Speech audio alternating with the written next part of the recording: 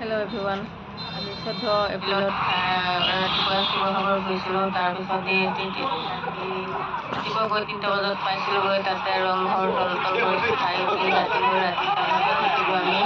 মঙলবাৰে ৰাতিপুৱা 9:30 গ'লোঁ। তাৰ পৰা আহি আমি জামত গৈছিলোঁ। উজনি অসমৰ বিহুটো বহুত নাচনীয়ে ৰংঘৰ তলাতল ঘৰত নাচিব আহিছে। আমি ভিৰত ফচি গ'লোঁ। তাৰ পৰা আমি ভাটিবেলা অকণমান খৰধৰ ঘৰত আহিব লাগিছে। 3:30 মানত আমাৰ জয়দৌল শিৱদৌল ভিতৰত সোমাই চালোঁ। চাই পেলাই ছাইডতে এটা বৰপুখুৰী আছে। বৰপুখুৰীটো লখিমপুৰ পুখুৰীটো চাবলৈ নালাগে।